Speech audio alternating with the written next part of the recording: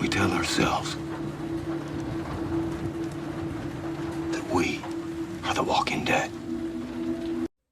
And we're back for another installment of The Walking Dead. This week was a little less focused on a heavy gore that has become synonymous with the show, and a little more entrenched with emotions and giving you the feels, getting you to really get into the minds of the characters that we seemingly seem to be ending the series with.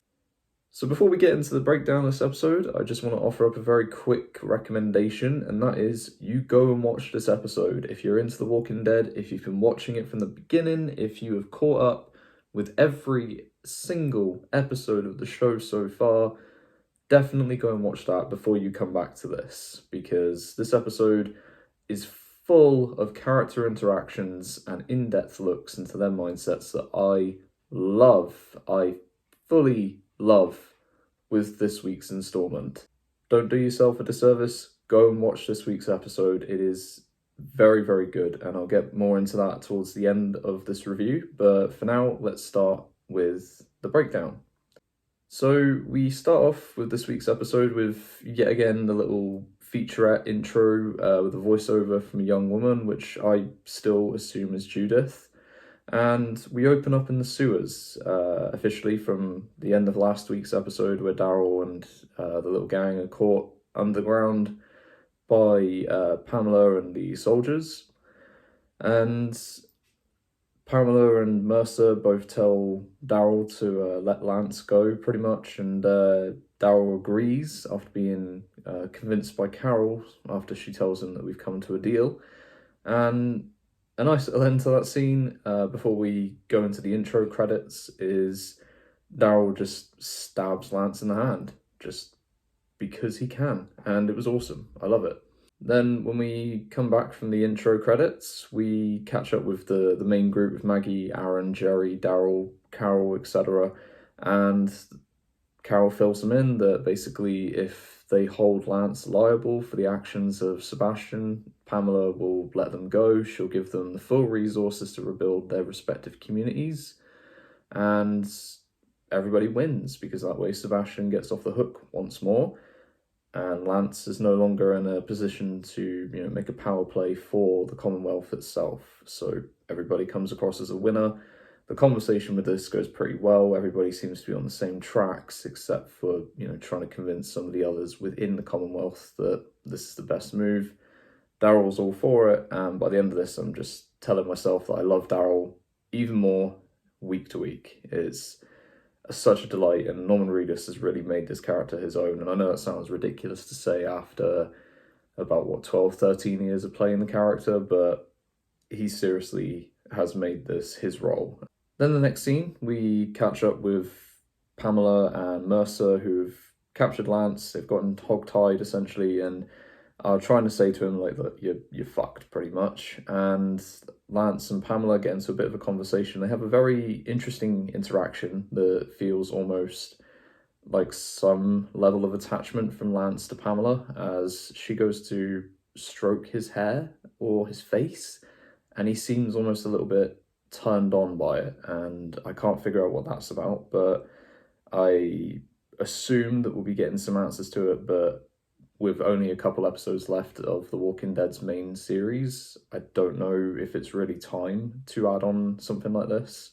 So the scene ends, however, with probably the most interesting piece of dialogue to come from this episode, and that is Lance berating Pamela, saying that you can't do this without me. And he says the line of, you can't deal without me, and what I do with certain alliances.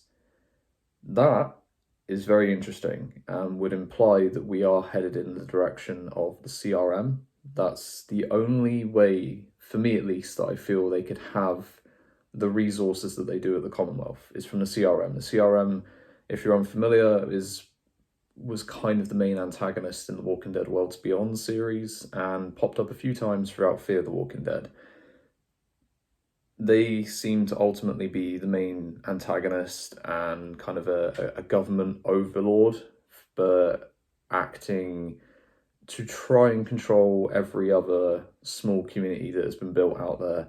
and ultimately either bring them in or take them out. And there was an instance of that in the Worlds Beyond series, I think in the very first episode. So if you want a bit more history and context to that, go and have a look at the Worlds Beyond series, just the first episode at least, you'll get an idea for who the CRM are. Then we have a very brief exchange between Pamela and some of the citizens of the Commonwealth as she confirms, for them at least, that Lance is the one behind all the killings, behind everything that's gone wrong, etc. The people visibly do not look like they believe this in the slightest, though, which is quite amusing. Then we catch up with our main group. We've added a couple more individuals to the scene. We've got Lydia, Judith, Gracie, Elijah, a couple others in the backgrounds that kind of all seem to be gearing up, getting ready to go. And we get a little implication that Lydia and Elijah might become something more. That's pretty cool. But then there's this beautiful little moment between Lydia and Carol where she says, "I haven't forgotten Henry, and I don't want you to think that way." And Carol just says that it's fine. You need happiness where you can take it. And that was a really cool scene. Again, this episode is very heavy on the emotions, getting you to feel the feels ultimately, and playing on the heartstrings. And I love it. It's honestly become one of my favourite episodes of season 11. Then Daryl and Judith had a very quick exchange, but seems a little bit tense. Judith doesn't actually want to leave the Commonwealth. She thinks that our main group and Daryl are running away from their responsibilities to try and help people. And this leads to Daryl basically telling her to shut it down. He doesn't want to hear it. He's trying to protect her and RJ and the rest of the community from Alexandria, Hilltop, etc. He's trying to tell her this is the best thing for it, for all of them. And Judith kind of runs off later in the episode a little bit pissed, and they resolve it in the end, but it's kind of nice to see Daryl taking on that father figure role. But it does leave me a little bit curious where they're headed for his spin-off series after this, as apparently the reports at least are saying that the series will take place in France, so Daryl will be leaving what I believe is North America, which is where most of The Walking Dead and Fear have taken place. We cut to Pamela, who is discussing with Zeb that he needs to basically take the mantle in the future from his grandfather, who obviously Pamela took it from, and then Sebastian will be the successor.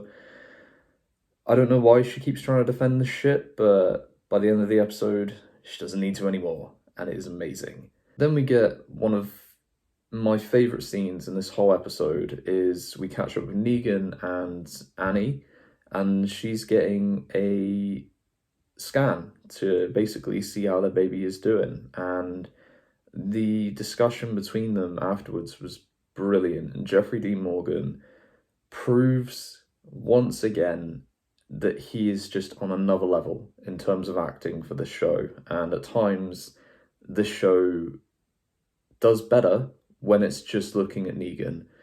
But this is kind of the only real interaction we get with him in this episode, but it's amazing. Jeffrey Dean Morgan sells regret, sorrow, joy, concern, and desperation all in one scene. All in his facial expressions, and the way that he delivers his lines is brilliant, and I'm here for it. What an actor. Like, seriously, if you do not like Jeffrey Dean Morgan, I'm very curious as to what it is that you see, but this was an amazing scene. I loved it. Then a very quick scene catches up where we're looking at an event crew that have been brought in to basically set up a wrestling ring and a bit of a party for celebrating the founders of the Commonwealth Day and the founding of the Commonwealth itself. And fake Stephanie then turns up, who obviously was revealed in part 2 of season 11, I think, or maybe part 1, to actually be working with Lance to try and take down Pamela and ultimately get the Commonwealth for themselves. Her and another dude could just come in and kill all of the event staff and leave them there to basically become walkers, which we get the payoff for at the end. Then we get one very quick scene with Max catching Sebastian's thoughts on tape, and actually he feels that the rich are just going to get richer, the poor stay poor for that, and for that reason. Their belief is based in the old American dream, and actually it's a fickle fantasy. These people are never going to become anything, and Sebastian will be everything. So that works into the final part of this episode as well. And one of the awesome inclusions as well, which I never thought we'd see in The Walking Dead, is we got wrestling. Wrestling in The Walking Dead, which is quite ironic given that people are constantly fighting in this world, and this just has to seem like a load of bollocks from some of the guys of, you know, our main group that have come into the Commonwealth. I loved it though, it was awesome. Then we get Sebastian delivering his speech to the Commonwealth and basically saying, you know, that he wants to try and do better after taking some advice from Max earlier, who said that people would like to hear a bit more honesty from their leaders rather than what they think they want to hear. He plays into that a little bit. He delivers a few lines that, you know, confirms that he wants to try and be better. He wants to try and earn their trust, etc. But he wants people to hear what this community means to him through the words of the grandfather that is supposed to be the tape played over the tannoys. And then the tape that is played is, of course, the incriminating one that shows exactly how Sebastian feels thanks to Max and Eugene. And the whole community breaks out into a frenzy, and then the walkers are introduced. Obviously, the event crew that were just killed, they're put into the fold, and there's just chaos everywhere. We get this awesome little team-up moment with Daryl and Judith, and it looks great. They can be quite a team, and I'm going to be quite gutted to see them separate by the end of the series. And then we get obviously a couple of deaths, a little bit of gore. It's not massively intense, but the biggest moment was saved for honestly one of the best endings and most satisfying deaths of this season. And we've had all the crap with the Reapers, we've had a couple of our own be killed, we've had Commonwealth soldiers, obviously we had the tearing apart death from last week, but this was without a doubt the most satisfying one. Sebastian is dead. He is finally dead. The fucker got what was coming to him, and I'm all here for it. I'm very excited to see where this pushes the story now, particularly for Pamela and her relationship with Lance, as obviously he was going to be used to cover up Sebastian's crimes and everything that he did. And now they ain't got that. You know, obviously Lance is making a play for himself. Obviously, you know, it was his group that enacted this with the walkers, but I don't think the intention was to kill Sebastian directly. But either way, this does make for an interesting power shift. That's it for this week, though, everyone.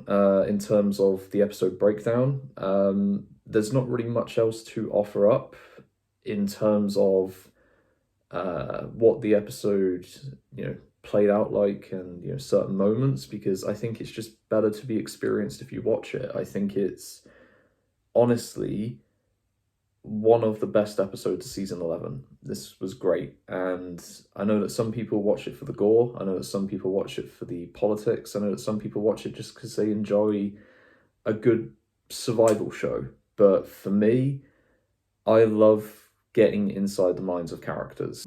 That is the important thing, and I love this episode for that. It has all the best aspects of the series that I love. Some of my favourite episodes of The Walking Dead have just been character explorations, have been deep dives into who those characters are. One of my favourite Walking Dead episodes of all time is Season 10, Episode 22, Here's Negan. Without a doubt, and for a last-minute addition to Season 10, was one of the best episodes of The Walking Dead ever, and it was all about Negan and getting to understand him, and it was great. So for me at least, this was a solid 9 out of 10 episode. Thank you so much for tuning in. I hope that you will come back for the rest of my reviews for the remainder of this series. And don't forget to go back, check out my previous videos on last week's Walking Dead entry. I've done a couple for Andor, I missed last week's unfortunately. And She-Hulk, I'll be tying up the series this week with my review on the finale as well. So if you're interested, go back and have a look, stick around and watch.